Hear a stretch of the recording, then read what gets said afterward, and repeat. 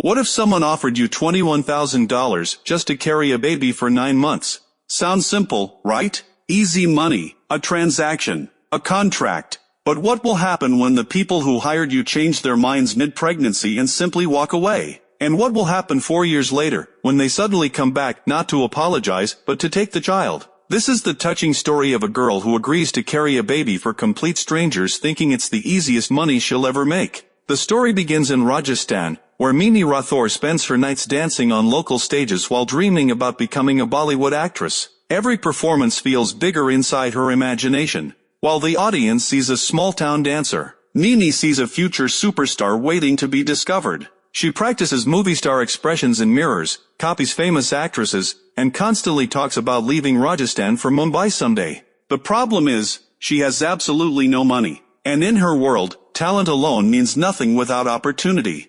At the same time, a local taxi driver named Banu works with foreign tourists visiting India. He's loud, talkative, and always trying to make extra cash from random situations. One day, Banu meets an American couple named John and Summer. Unlike normal tourists, they aren't interested in sightseeing. They came to India for one reason only. They want a surrogate mother. Summer cannot conceive naturally, and after hearing that surrogacy in India is cheaper and easier, they begin searching for someone willing to carry their child. At first, every woman they meet refuses immediately. But then they see Mini dancing, and suddenly, everything changes. Summer becomes convinced Mini would be the perfect choice.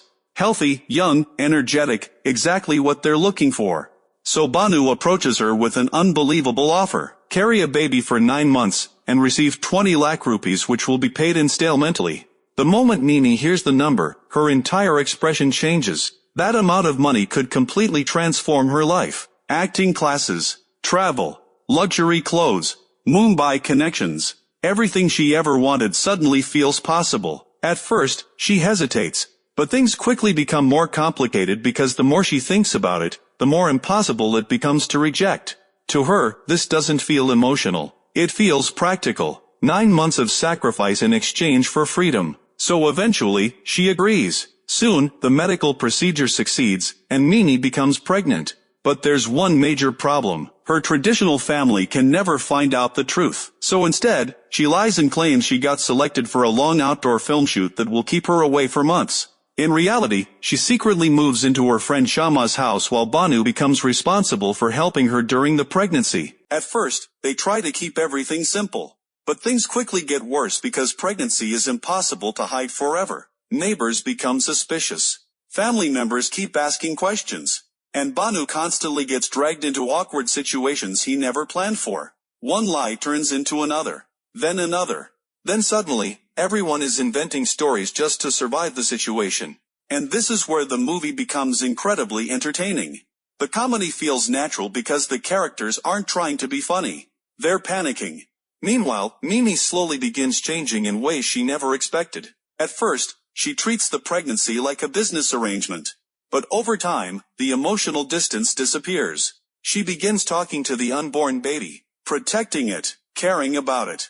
And without realizing it, she slowly starts thinking like a mother instead of an actress chasing fame. But then the story takes a painful turn. A few months into the pregnancy, Nini's doctor delivers news that no one expected.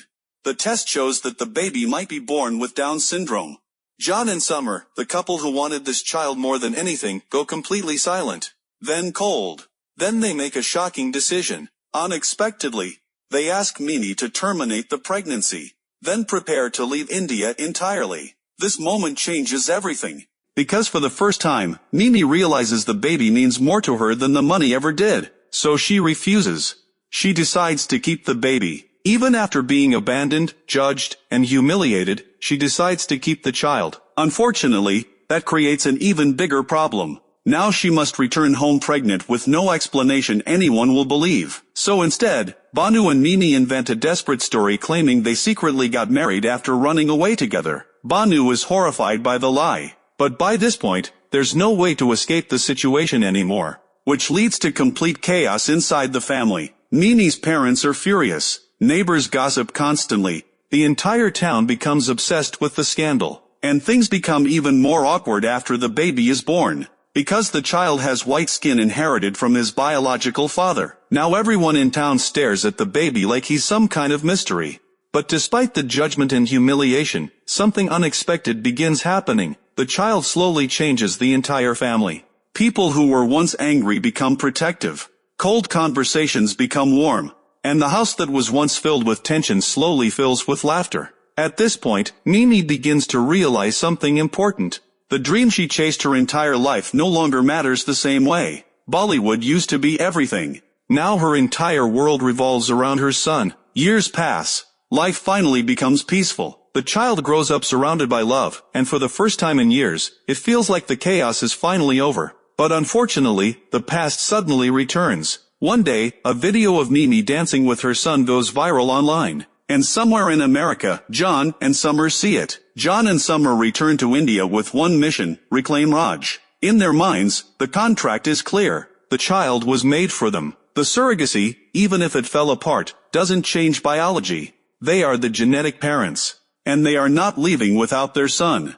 Mimi is furious. She raised this child. She protected him. She loved him when they walked away. She gave up her dreams for him. But John and Summer threaten legal action. And Mimi, not wanting to drag a 4-year-old through courtrooms and international custody battles, makes the most painful decision of her life. She agrees to let him go. The family prepares to say goodbye.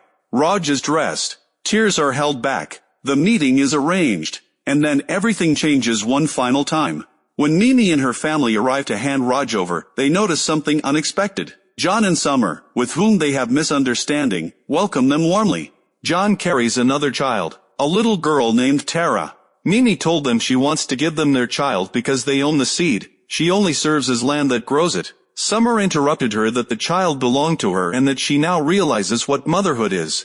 She told her that on their way from Mimi's house, they passed an orphanage. Through the gate, a little girl was crying, alone, unseen, reaching out. Something shifted in them. They stopped. They walked in. And they chose her. They adopted Tara. And in that moment, standing there with this little girl they'd chosen from nothing, from a gate, from a single cry, they finally understood what Mimi had been trying to tell them all along.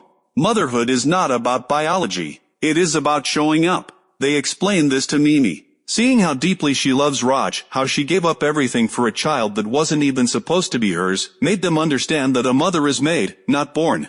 John and Summer leave for America. With Tara, and Raj stays, right where he belongs.